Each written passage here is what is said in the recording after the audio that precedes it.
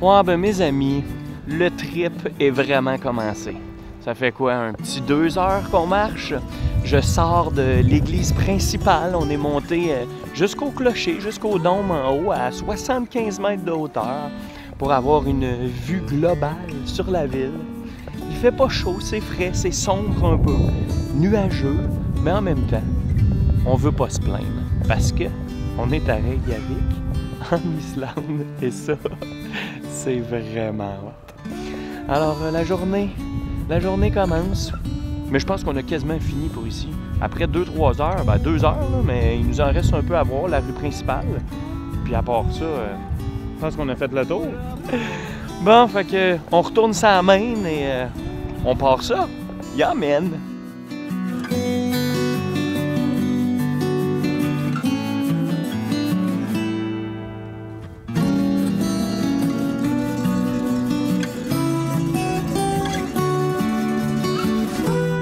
On commence notre visite de Reykjavik avec son port. Parce que oui, la capitale de l'Islande est bien installée sur le bord de l'eau, avec une magnifique vue sur l'océan et sur les montagnes environnantes.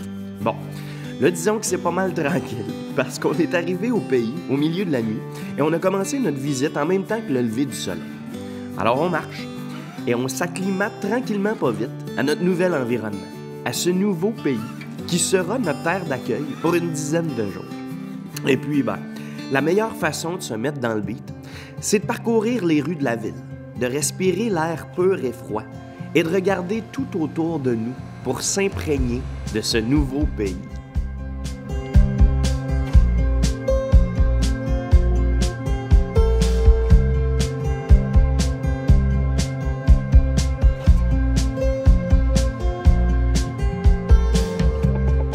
La visite continue. Et on est toujours en train de flâner, en train de se promener un peu partout. Et là, je commence à être de plus en plus excité. Parce que s'il y a une seule chose que je connaissais de l'Islande avant d'arriver ici, c'est son église principale, la Hallgrímskirkja, l'église de Hallgrímur. Je vous dirais que c'est pas mal l'emblème de la ville, parce qu'on la voit un peu partout sur des images et sur les cartes postales.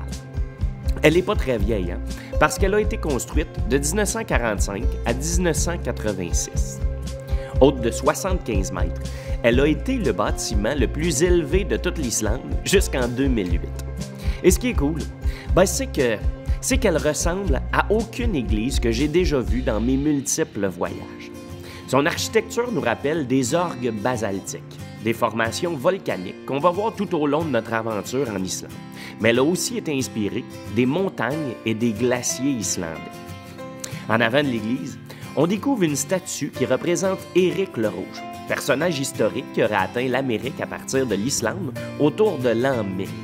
Sinon, ce qui est le plus trippant, c'est qu'on peut monter en haut de la flèche par un petit ascenseur. Et d'en haut, on a une vue complètement débile sur toute la ville. On peut enfin mettre les choses en perspective et apprécier la grandeur de ce qui nous entoure.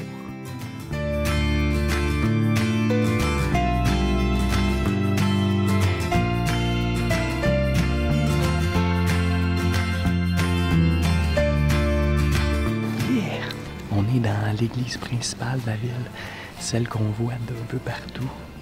C'est très cool. Première petite pause, on est assis tranquille, ça fait du bien. Très simple, très austère. Pas de décoration, pas de couleur, mais c'est haut, c'est grand. L'orgue que vous voyez en arrière de moi.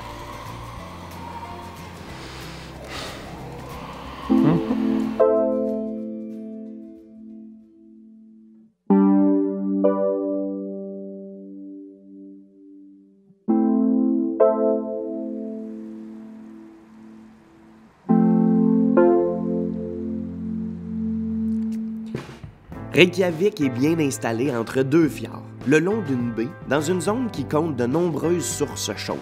De là son nom qui signifie la baie des fumées. Ici, on est à moins de 250 km du cercle polaire, ce qui en fait la capitale la plus nordique de toute la planète. Elle est aussi considérée comme la ville la plus verte du monde en raison de tous les espaces verts qu'on y retrouve.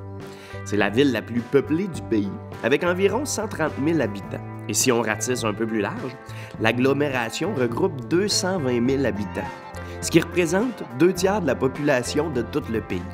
Et pour ce qui est de la petite histoire, l'emplacement de Reykjavik se situe à l'endroit même où s'installèrent en 874 les premiers colons d'un regroupement de 302 habitants.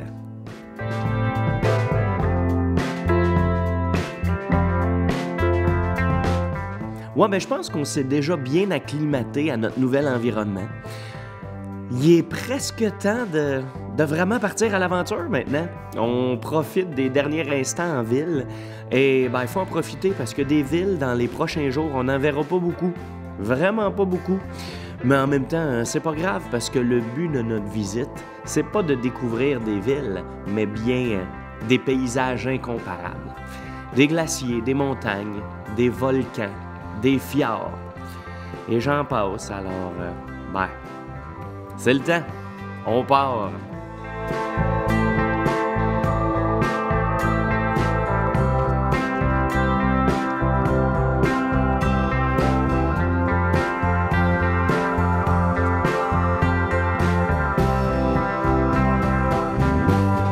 C'est vraiment un départ, mes amis. J'espère que vous allez embarquer avec nous autres. Je vous invite à liker, à partager, à commenter et suivez-nous. On en a pour 10 jours, l'aventure commence. Salut là!